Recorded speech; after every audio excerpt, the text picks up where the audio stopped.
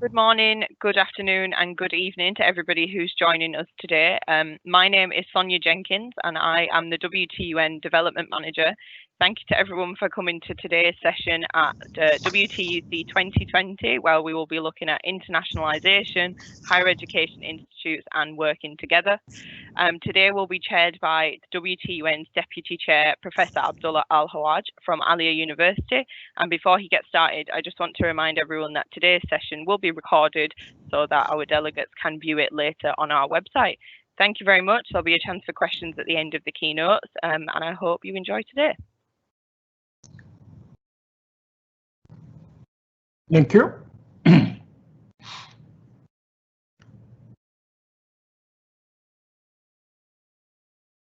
Go ahead, Professor. Okay. Thank you very much, Sonia. I welcome every one of you for the second day of this Congress. And today it's about internationalization and institutions of higher education working together. And it's very important that this Congress, has really a different taste, different style. So I could start by really saying to some of you, good morning, and some good afternoon, and some good evening. And that's really the beauty of the network. When we talked about network and technology universities, now at this time of COVID-19 or this pandemic, we want to talk about how is internationalization going to be and what is internationalization. For this reason, really, I'm very, very pleased. Yesterday, we had a very, very successful first day. It was chaired by the chairman of the network, Professor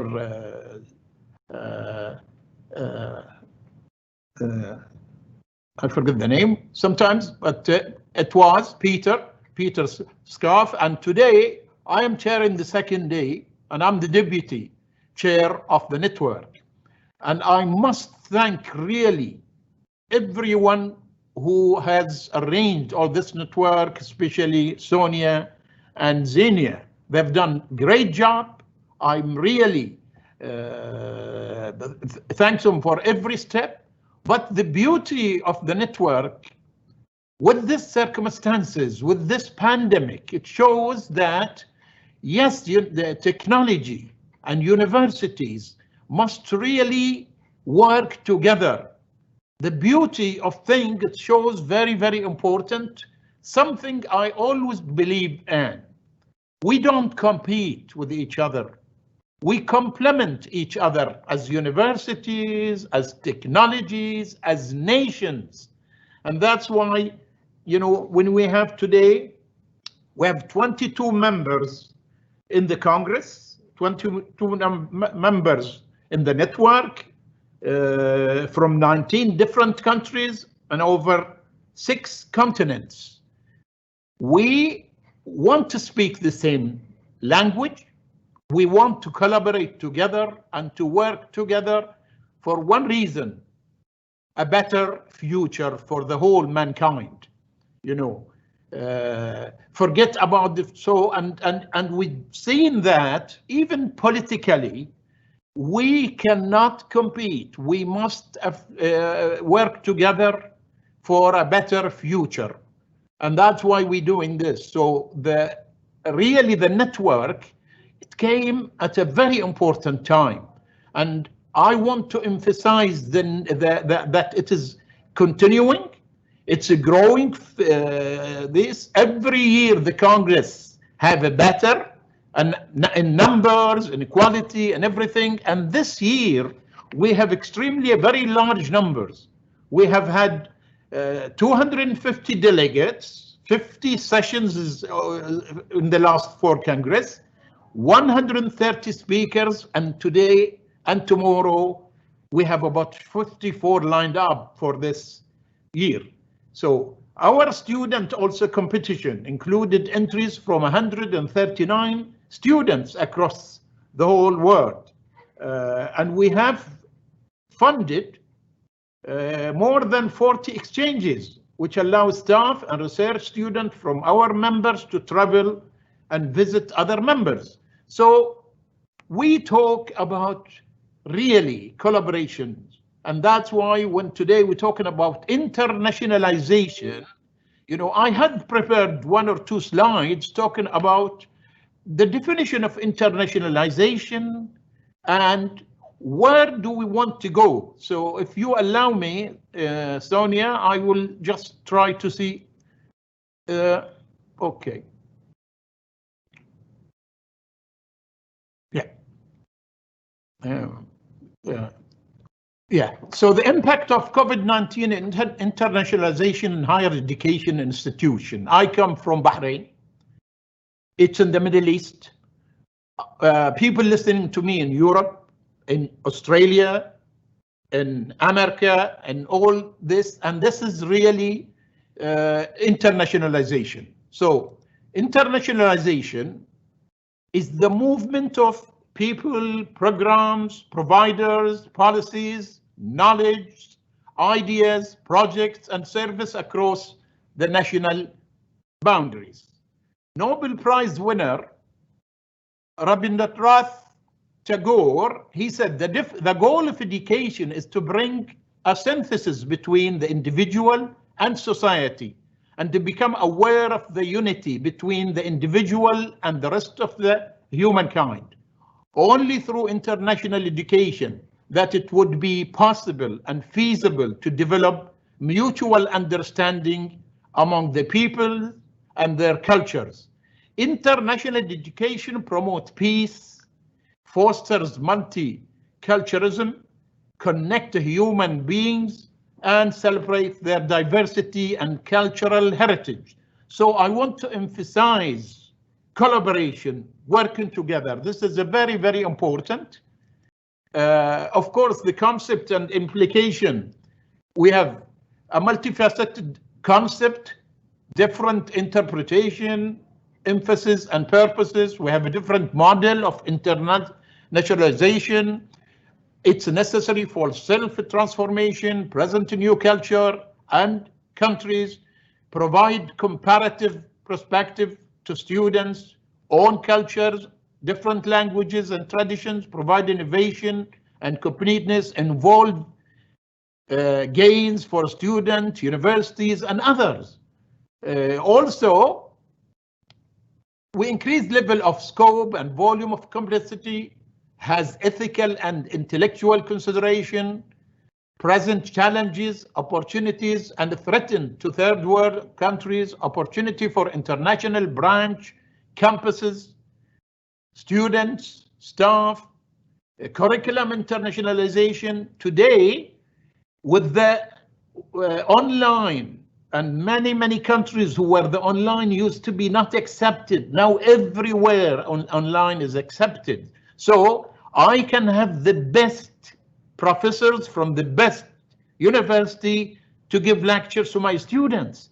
And that's real internationalization, and it's really important to work and collaborate together. You know, this is really important, you know. So we promote countries, opportunities, maybe, yes, internationalization about people moving from country to country, maybe for the time being it's held, you know, but we can see each other, we can have their programs, we can look at their programs. So if it goes in one side less, it comes in the other side more and better. For this reason, my emphasis always, I believe that we must work together, we must collaborate, we should never really try to be fighting or try to compete in a wrong way. We only compete for the best of humankind. And this message is very important. This period of pandemic have proved to us the necessity of being together, working together, and I'm hoping, that we will be soon out from this pandemic. I am sure that many universities and many laboratories have trying to find the proper medicine, the proper vaccine for what's happening. Without working together, we will be short of reaching or achieving what we want to achieve. So I want really to emphasize in that. It's very important for me. It's very important for internationalization and internationalization of education, whether it's the human, it's people moving, whether it's curriculums, whether it's policies. It's a very, very important to understand each other, to talk to each other, and to start really listening to each other rather than just talking. So I do believe that this is an opportunity, and that the World Technology University Congress must emphasize in that, and the World University Network very, very keen in achieving that and making it sure. So I take this opportunity really request all of you who are attending this to go to your friends and to friends' universities to join the network. Joining the network is a very important, because we believe in being greater. It's 3 years since the network have started. It's improving, but we need also members to join us, because we want to listen to their ideas. We want to capitalize from their ideas. So I take this opportunity before really I end my speech and move to introduce our speakers today. I want to give the last word of let's unite together to beat really the pandemic. And we will certainly beat the pandemic, and we can only do that when we work together. Let's not try to compete only. We don't compete. We work together for the unity of humankind, and science and technology must be the base for this unity. Thank you very much. Sonia, should I go and introduce our speakers? Are they ready? Yes, please. Are we in time, or we're 5 minutes before time? I'll try to see.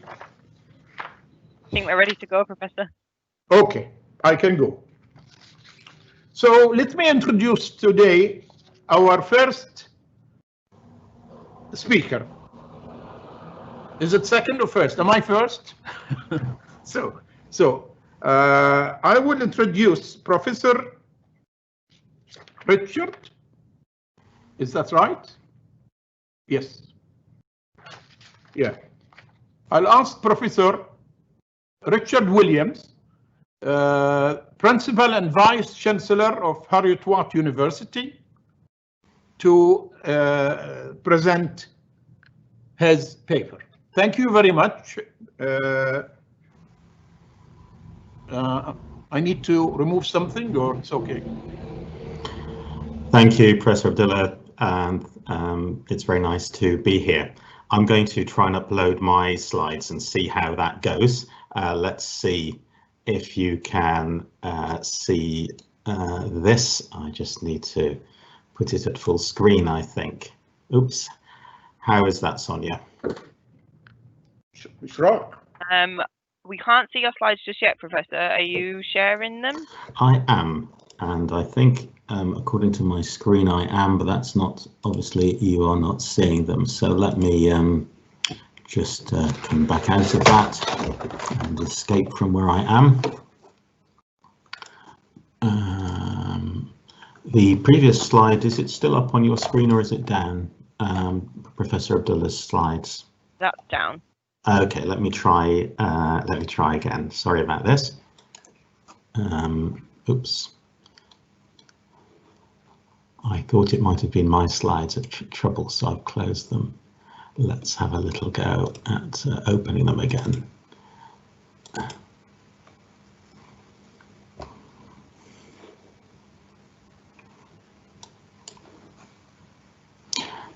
Just shout when you can see anything. Will do.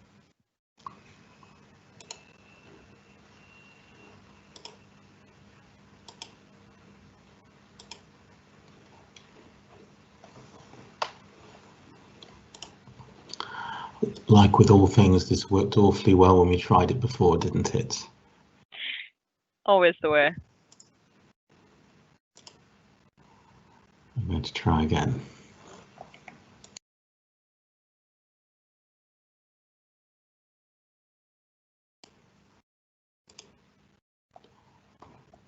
No. You just need to go share on MS Teams and then click the screen that they're open on. I see.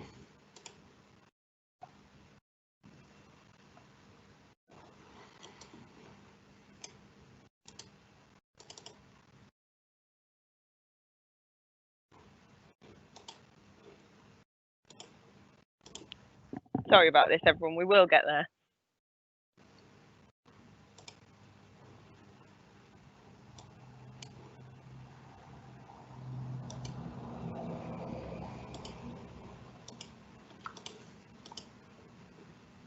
Still can't see.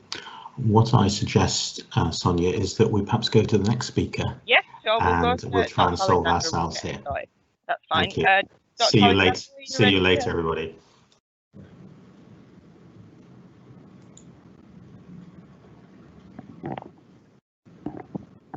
Thank you, Doctor. Go ahead.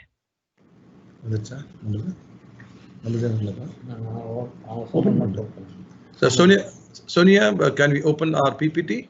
Yes, please. Just click share on MS Teams and then pick the right screen. Okay. Are you able to see that? Brilliant. Thank you. Yeah. The chair is going to introduce. Yes, Professor Dr. Alexander Jesudasan from Hindustan Institute of Technology and Science will be our next speaker. So I introduce Dr. The floor is yours. Yeah. Respected Professor Abdulla, the chair of the session for the second day, my co-speaker, Professor Richard Williams, who would be speaking after me, the organizer, Sonia Jenkins, my very beloved organizers of this conference, my very beloved participants who are viewing this presentation from all over the world, ladies and gentlemen. Thanks to the chairman for having set the floor and set the tone in the right way. And I'm very pleased because that's what is happening. A person from Bahrain is quoting an Indian, Rabindranath Tagore, and he very nicely emphasized on our coming together and how exactly internationalization can fuse each of us, though we are probably in the East or in the West. And on that note, I think I would begin my presentation. I would like to thank the Hindustan Institute of Technology and Science for having given me this opportunity to represent our institution in this World Technology Universities Network. This afternoon, I'm going to be speaking to you on a title, A New Paradigm in Academic Excellence Through Internationalization of Higher Education. I'm very happy that Hindustan is a part of it. And the main aim of this network is to bring technology together. Networking of the technologies that is available in the different institutions for what? To solve the world challenges. The challenges are aplenty, and how can we use the technology which are found in different parts of the world to solve these challenges, and in particular, the United Nations Sustainable Development Goals. Now, I'm very happy that I'm a part of Hindustan. I'm just about 3 months old, and because earlier I was serving in another very old institution, and I found from the records that Hindustan is a founder member which joined this network in 2017, though this network itself was formed in 2016. And shortly, I think this institute, along with the Indian Institute of Technology, Madras, was able to organize this international conclave in Hindustan in the year 2018. And as was pointed out by the chairman of the session, that we have at the moment 22 members from 19 countries, 6 continents, and it has funded more than 40 student projects, exchanges, and signed United Nations Sustainable Development Goal Accord. And one very important aspect is to pledge on the gender equality. In fact, I'm told by a professor, the director of international affairs of Hindustan, that in order to give opportunity for the women participant to make a presentation, he withdrew himself from the presentation. That shows his magnanimity, and that also shows the respect that all our member institutions to have equity for our genders. And as a result of our networking, I think I find that more than 100 MOUs have been signed. I'm sure that in the coming years, there'll be many MOUs that will be signed by the like-minded universities across the world, so that we'll be able to exchange knowledge, we'll be able to exchange students, we'll be able to exchange faculty members and whatnot. I think this is going to be an excitement that we are going to be seeing happening in the future. On that note, let me move on to, what is this internationalization is all about? And of course, internationalization is nothing new. In fact, it has been there for a very, very long time. And what this internationalization accomplishes, it is a process of integrating an international, intercultural or global dimension into the purpose, functions or delivery of post-secondary education. That is to say that once the children or the youth leaves the school, the person is exposed at the international level to understand the cultures of different countries, and also for a purpose that these variability that you have in the different cultures would eventually, as was pointed out by the chairman, would be able to fuse together, cohese together to solve the purposes for which we have come together. Now, the first area that you will be able to notice in internationalization is the cross-border internationalization, which means that one will have to cross the border or cross the wall from one country to another. In fact, I listened to a very famous speaker. He said, we need to follow www. I think all of us would know what is www. It is World Wide Web. That's what I think you would say. But the interpretation is that it is world without walls. www, I think in today's interpretation is that world without walls. So this facilitates, this conclave, this network facilitates the mobility of students, faculty and administrators to move across the border, to move across the territory, go to another nation and to learn, to enjoy, to appreciate and to bring back. Now that was the thing that was happening for a very, very long time. But the concept today, particularly in the context of pandemic, I think the new concept has developed. What is that? It is internationalization at home. I mean, at home in a local area, you need to have this international flavor. And how it could happen? It is internationalizing the curriculum, develop intercultural projects, collaborating with local minority groups, promoting interactions among the national and international students. I think all this have to be happening locally. I mean, what is global has to become local. And this is what I think is what we define as glocal. What is there globally should come locally, and it is what is called today as globalization. I think that is what should be happening in today's world, in today's situation, as we are unable to travel, as we are unable to move about, as we are unable to cross borders. What we need to do with the technology available, we should bring all of it, what is available around the world, to converge into our homes, into our nations. Now, what has been the internationalization of the past? Of course, it was very, very good. People go to overseas institution for what? To learn big and small. I, as a very young lecturer somewhere in the 90s, I had the first opportunity to go abroad to make a presentation of a paper in Germany. And you know what kind of excitement would be there? What kind of preparation that will be there? And when you go to another country, you're definitely excited on various fronts because of the travel that you undergo, because of the place that you see, because of the facilities that you are enjoying. You are looking at the amenities, you are looking into the malls and things, people. You are definitely getting excited. And you are also looking into the kinds of practices that are followed in institutions, in the marketplace, on the road, whether it could be discipline, whatever it is, and you are excited about it. So what happens is that having gone to an overseas country, you pick up these leads, you understand what is happening around, and you begin to internalize in yourself.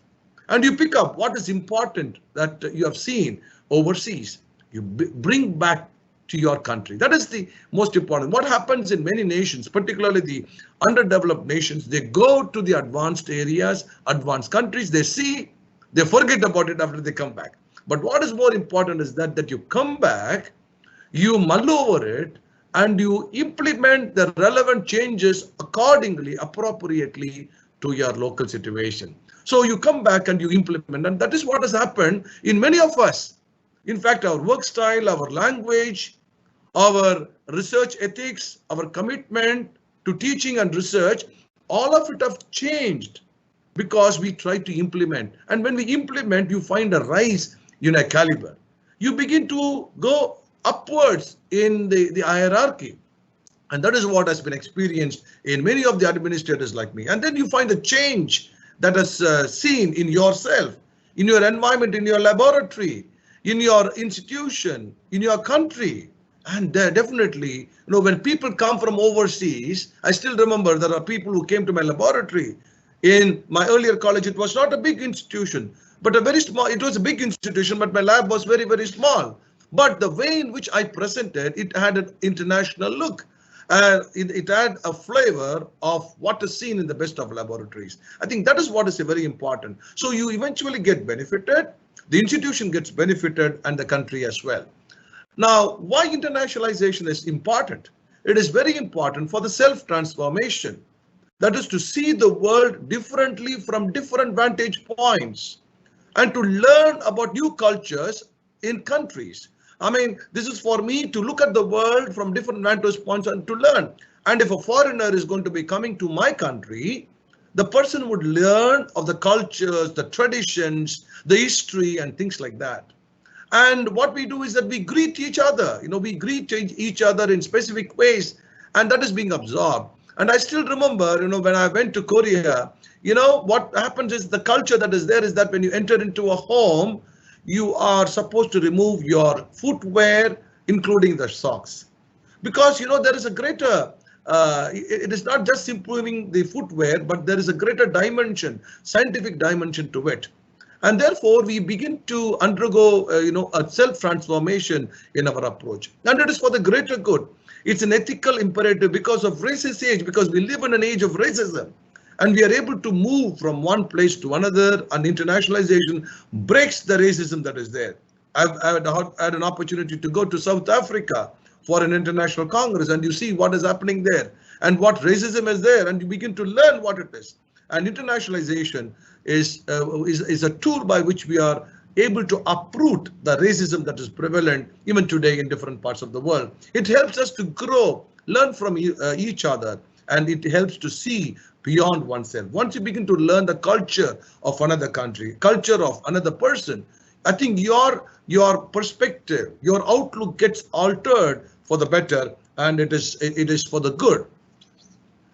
What is the impact of internationalization? Number one, economic inputs. I think we all know we recruit foreign students, whether it is going to be UK or it's going to be the US or any other country. They want foreign students to come in. And then if an Indian is going to go and study in the United Kingdom, there is a differential fees.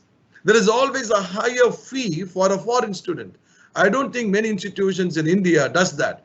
But then what happens is that the economic status of an individual gets elevated marginally by this differential fees.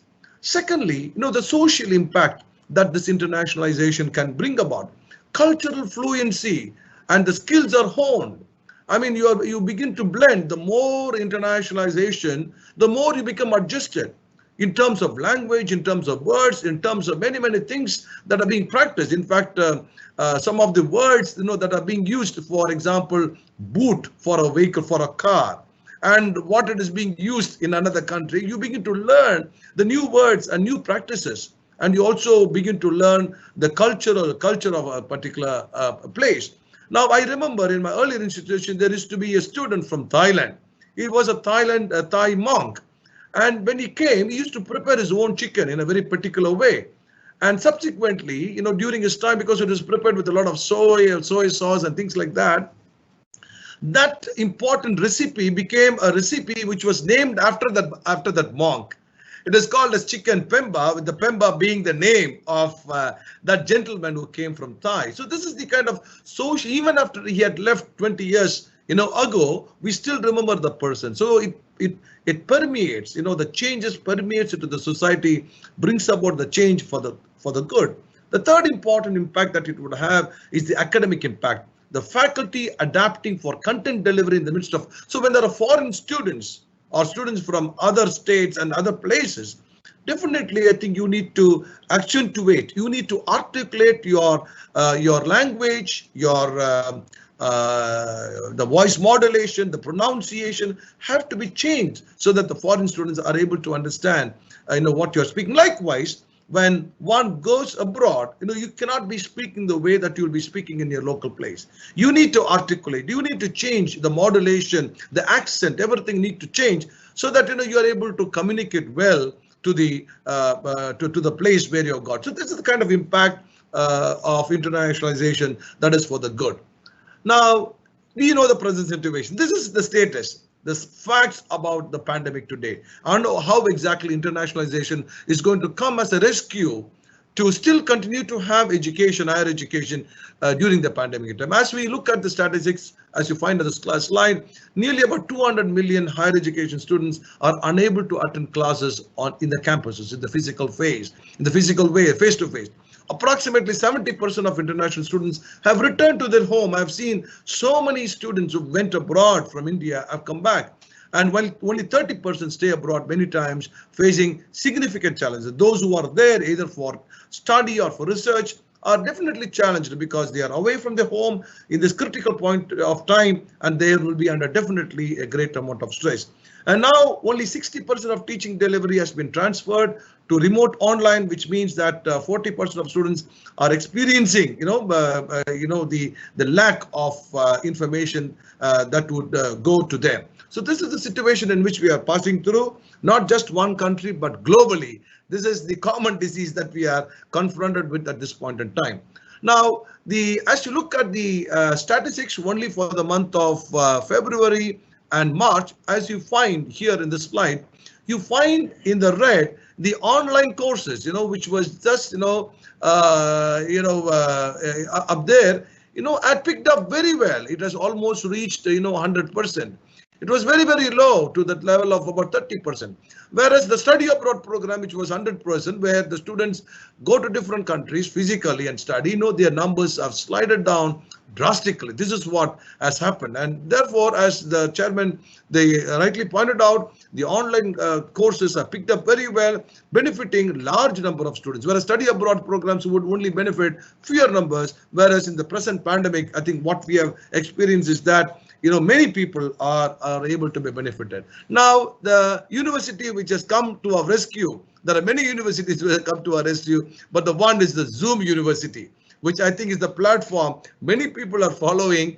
That and not only Zoom, but then Microsoft, platforms, other indigenously developed platforms have come to the rescue of reaching out to the many across countries. Now, what do we mean by internationalization at home? To reach out to all. Hello? 2 minutes more. Okay, thank you. I will just go very fast.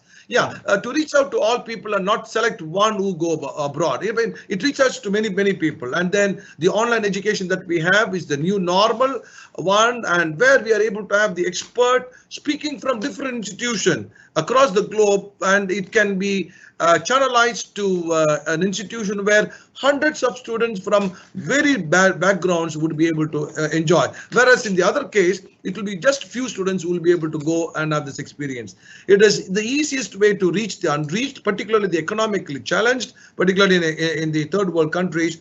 And the pandemic as today has converted, the entire situation to venture into a new area. So what we can do is that specific topics in the courses can be handled by experts across the globe. We can invite them to deliver the talk so that a number of students in the class or the university will be benefited. Now, what we can do is that we can have the embedded international elements in the existing course, expand the course and curricular offerings, create deeper and improved study abroad options, establish international connections with reciprocity. I think I underlined the word reciprocity. It cannot be unidirectional. It has to be bidirectional. So when people from the West come to the East, I think also should be able to go. And this kind of knowledge sharing, whether it is online or offline, should be always encouraged. Now, internationalization in the Hindustan Institute, what has happened during the pandemic situation? We conducted a number of international conferences, a national conference, and one is that we had with Trier University of Technology and Science in Germany. We conducted a number of webinars. Preparation of joint projects have been going on. Twinning and double degree programs have been planned and they are offered, and also many online and diploma certificate programs. Now, what we need to do is that we need to, this is what the network will be doing. Partnership with universities abroad for teaching online. Every course should have this component. I think we should see to that among the network institutions, there should be enough and more of overseas professors who will be able to handle the courses. Interdisciplinary courses to be designed jointly with the faculty from abroad, course designed with industry and taught by them. I think industries, it's not only with universities, but also the universities should be able to hunt for industries which can cater to this particular need, and also joint PhD programs with the partnering institution and university industry have to be fostered and facilitated. Now, the last slide is that what is the benefit the students derive? Number one, the outlook changes. Interpersonal relationship improves, communication enhanced, ability to articulate as found to be improving, self-confidence develops, self-esteem increases, teamwork facilitated, and eventually the overall improvement is seen in the performance of the students. And the last but one slide is that we need to redesign our programs in respect of the pandemic in higher education. It has to be more international, more flexible, more innovative, more authorship programs, more collaborative programs, both from inside and outside, and less risk averse. So the point, my last slide is that higher education institutions are the best laboratory for social change, but they have a tendency to inhibit their innovation capacity. That is the negative. I think the local institution should continue to innovate on one hand, but then also bring about internationalization so that you're able to bring about the change. And the higher education institutions are the best place for bringing about this change. Thank you very much, Chairman, for this opportunity. And thank you to all the participants for your patient listening. Thank you. Thank you very much. And I hope that we all stay on to have a question and answers after the next speaker, So we'll go back. Thank you, Professor Alexander Jesudasan. But we'll go back now to Professor Richard Williams. Are you ready, Professor? I am indeed, yes. Yeah. Okay. So good afternoon. The floor is all yours. Thank you. Good afternoon, everyone. And thank you to Sonia and team for putting my slides up. You're far more competent than I have been in doing this, despite my practicing.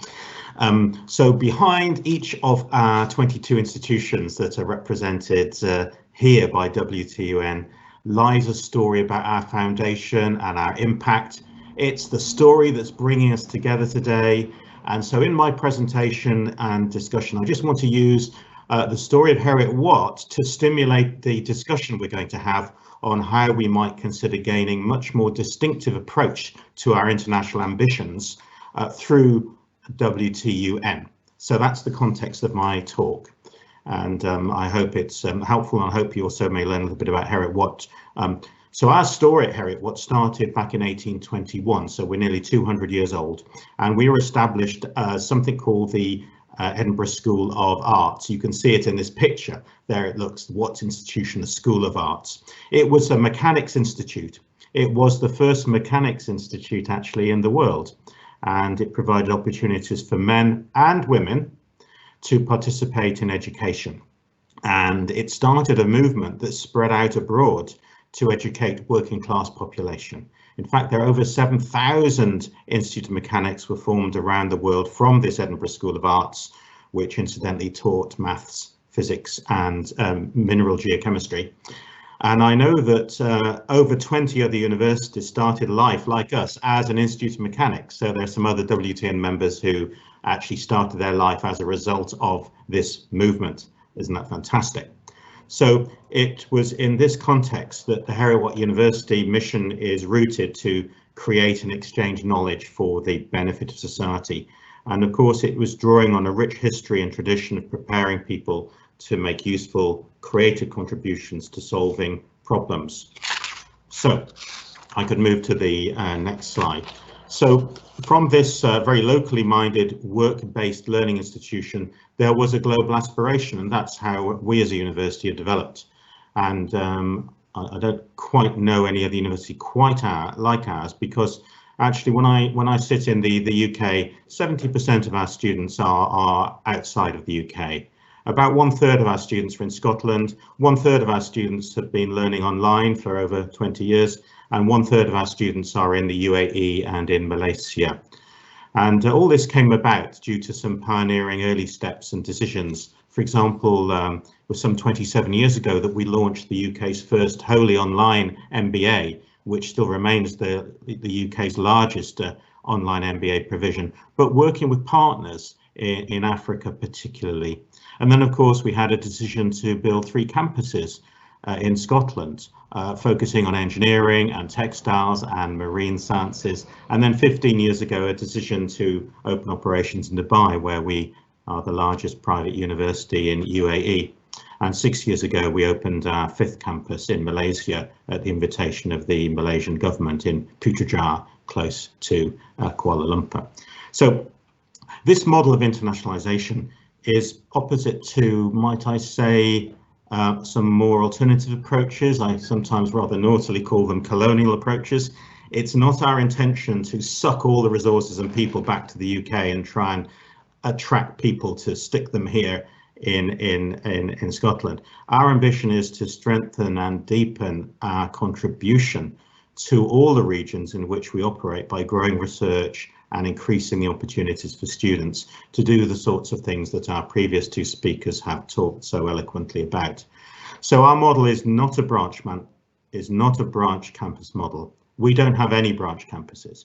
We operate our schools and students in a fully integrated way. We have one Senate, we have one governing body, we have one examination board, and we have complete flexibility for students on most programs who want to move around the university between our different locations. So it's a very different form of internationalization.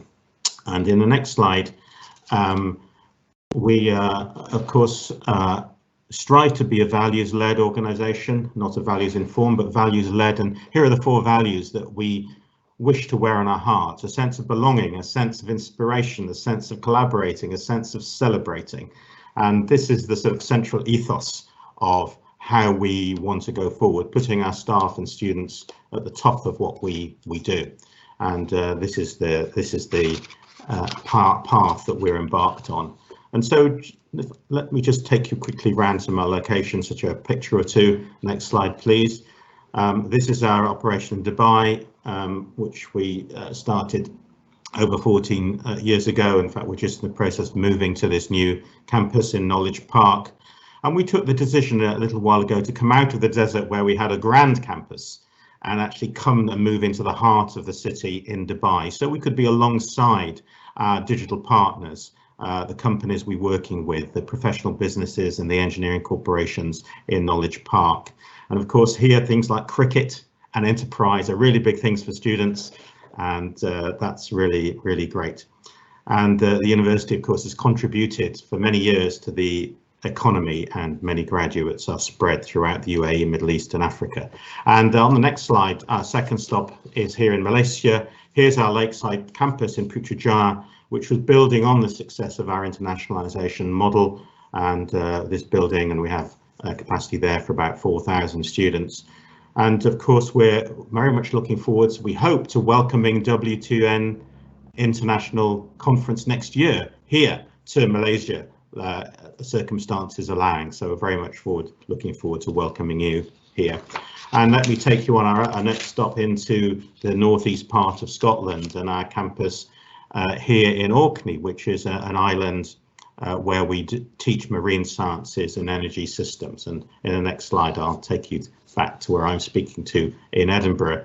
And this picture shows our National Sports Performance Centre. So a little taste of what we're like physically as a university, but just to say we're really rather unusual we have our own intra-institutional internationalization vehicle, you could say. We've made ourselves international by the way we've partnered with ourselves and with others.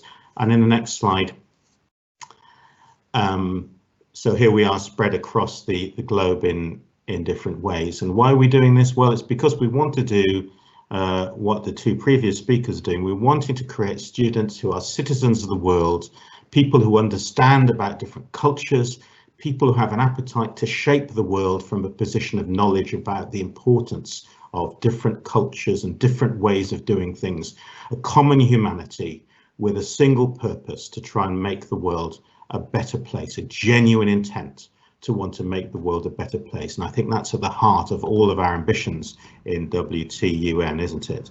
So we design our courses and our programs to help students to engage, whether they want to move around or not. They will still have a global experience and be taught by people in different locations and work with students in different locations. And might move to the next slide.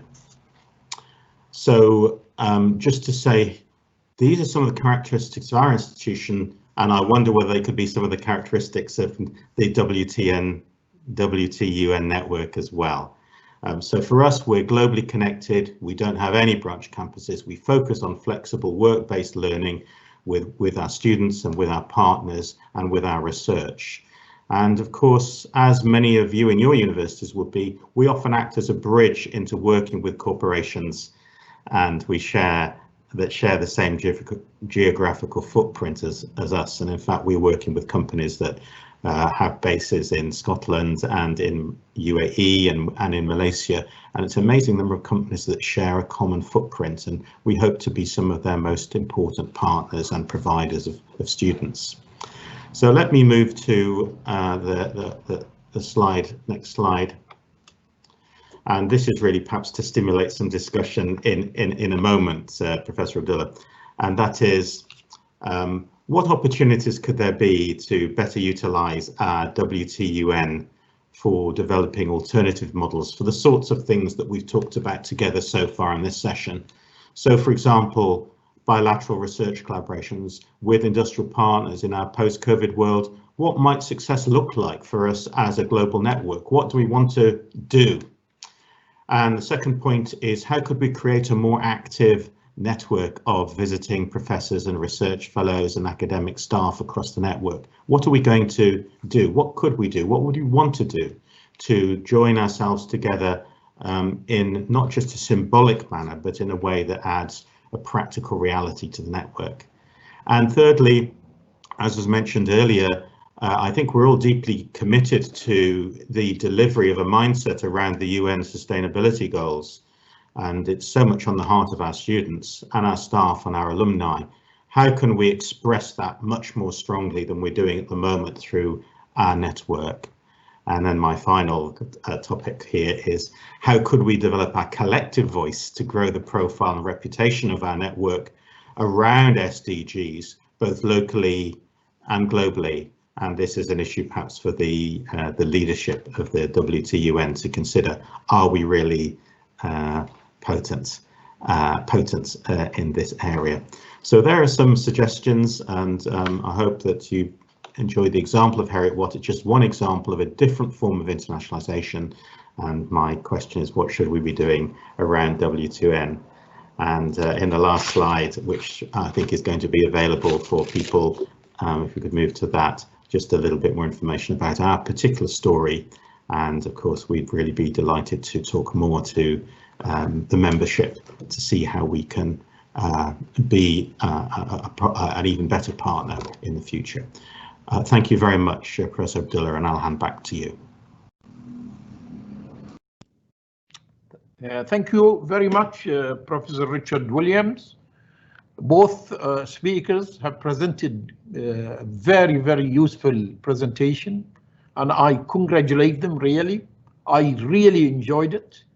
And of course, we get few inquiries and questions, and I will myself want to ask a question for both speakers. Do you think COVID-19 pandemic endanger international students? Do you think it may lead to redefining international students? That's one side. The second, of course, the global connected approach of Heriot-Watt is very, very interesting. Do you find that global campuses have a shared culture and identify as one institution? Yes, one also said, Professor Al-Hawaj stated the need for collaboration and a lack of competition between institutions to help solve the challenges we face. Is this possible or not possible? So the questions, the floor is open for both of you, and whoever wants to start, thank you very much. We might start with Williams, because we reversed, so we will reverse it here also. Okay, thank you. Well, I think it's absolutely true that COVID is redefining how we work and will continue to redefine how we work in the future. Actually, from the surveys that we've been doing, we still see going forward a strong expectation and appetite for students to want to work and understand the culture in different places. So whilst, of course, we have been affected by the pandemic in terms of international student registrations, and of course we haven't been able to allow students to enjoy physical global mobility, many of the things they have been doing in the past we've carried on in a digital way. I think going forward, to summarize then, we will carry on doing things in a far more digital way, particularly allowing students to learn with one another more actively. But I do see that there will be an ongoing demand for students wanting to experience the culture of different places, because, as was said earlier, it absolutely enhances their confidence, it improves their employability, and we find that corporations that share some of our same geographical footprints working in different cultures want to employ these students preferentially, so it gives them an advantage. So our view is that there will absolutely be changes, but there will still be a very strong demand for global physical mobility, and that's what we're picking up at the moment in our polling of students, which we're doing, of course, very, very regularly. And even now, quite large numbers of international students are still intending to join our programs later in the year. So it's an interesting time for us, isn't it? And if you want me to go on to answer the question about culture, I think like all of us, we're local and global at the same time. So I would say there is a sense of a common culture at Heriot-Watt, building around our values and a can-do attitude, and understanding the importance of education to help individuals identify their sense of purpose, and with that sense of purpose, therefore, to want to go forward and shape the world. So I would say there is a common theme around the enablement of individuals to go out and shape society. That would be the common purpose. And there is, I believe, a pride in the institute because it's a very unusual institute. But of course, as I slightly jokingly referred to earlier, there will be very different cultural activities, such as the importance of cricket in Dubai, because we have about 60% of our students are Indian diaspora, and the importance of football in Scotland. So there are differences in terms of culture and practice, but there is a common sense of unity. Not least, for example, in our degree certificates, it doesn't say where you've studied at all. It just says you've studied at Heriot-Watt University. And this leads to another point. As we go forward, working with our regulators, and I think there was mention made of whether institutions want to change in the future. Some of the regulators, of course, love doing audits on us. So how many staff have you got on that location? What's the staff to student ratio in that location? I hope we can blow some of this out of the water and actually demonstrate that in an international network there will be great capacity and capability, and it can't always be properly measured by looking at what's happening in one location by a regulator looking at just at their patch. There needs to be a greater porosity in assessing the capabilities of a network rather than focusing on one location. So I think we're going to have some interesting discussion with our regulatory bodies and professional bodies in the future, I think, to get them modernized. Thank you. Thank you. We will ask the same question to Dr. Alexander. Can you redefine think based on COVID-19, or well, still we need to wait, Do you think also about the global campus? What do you think about it? And what do you think about the physical internationalization? Can we convert it to another, for the time being at least? Do you think it's going or no? Yeah, thank you, Chairman. And the point is that I think having listened to Professor Richard Williams and then what has been happening in the past almost half hour, I think it is physical, where mobility was there. Now with the online, it is digital. But then what is more important physical is that there has been a taste of the cultural. I think what would be missed much through this digitalization, online classes, is the real feel of the culture, tradition, and the whole story that goes along with what is happening in a situation cannot be really understood through the digital way. Though we saw some pictures of Scotland and other places, I mean, nothing like going there, physically being present, enjoying the aroma that were there and looking at the flowers and things like that. I think that will be greatly missed if we are going to be going in the online mode. Of course, today, as we pass through the pandemic situation, I think we are hoping that we would be able to, have certain regulations and also modifications in our work style that would permit us to move physically.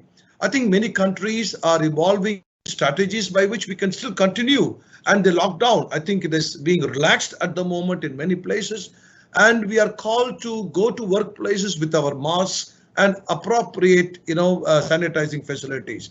I'm sure that the overseas travel would accordingly be relaxed so that we are able to move across and we would be able to enjoy the same kind of a benefit that we experienced in the past, I think, with the appropriate regulation and modifications in our lifestyle and so on. And now that this has become almost a must of wearing the mask and protecting ourselves, I think that will be the order of the day. I think with that, we'll be able to, continue to have our presence and to enjoy the taste of globalization, and we'll be able to have the phenomenon of travel and experiencing. Yes, I think the formation or the establishment of campuses, global campuses in different parts are very important because it minimizes the travel from their own place to the place where the origin of that particular university is there. That again, I think would give room for many of the people to travel, not too far, but with a less distance, and it would be able to have the same flavor and aroma of the quality education that some of the institutions, foster to our students. And our only desire is that we are able to overcome this pandemic situation and have strategies, even though this would continue, and to overcome. I think we have overcome similar situations in the past in a very remarkable way. I'm sure that as global citizens, as leaders in the globalized world, we would be able to, and our countries would be able to come out with policies which would enable the hitherto available free flow of humanity across the globe. Can I, because our time is finished really, but we can have 1 minute extra. Can any of you have 5 words advice for unity, or 5 words advice, so we could end this session by listening to your wisdom? I start with Alexander. What do you think? I think unity, in diversity, I think is what is very important. Diversity in its holistic sense. I think even the situation that we pass through is a diverse situation. I think our motto and our philosophy is to just stick on to this phrase of unity in diversity, which means even blending, adjustment, forgiving, and accommodating, all those things. I think if that is going to be there, the world will be united. Can we listen to 5 words advice? My advice is to remember that we're a single humanity, but different people. Great. Sonia, would you like to say any advice for all of us? You're the young generation. Thank you so much, Professor Abdulla. My only advice right now is please attend the parallel sessions. They will begin in around 10 minutes, and you can access these through the WTUN website. So please do that. Everything will be on Microsoft Teams. A big thank you. Sonia, there was a little problem with the streaming for the others. It keep cut. Some I have received calls. Okay. But we are okay. But the others who are not showing here, they told me we can definitely look at that. If you could see if it's just a technology or something technical. We'll definitely look at that. But thank you very much to Professor Abdulla for chairing today's session and our speakers, and we hope to see you in our next sessions. Please remember to get in touch at WTUN@bradford.ac.uk if you do have any issues, and we'll see you soon. Thank you very much, everybody. Thank you. Thank you.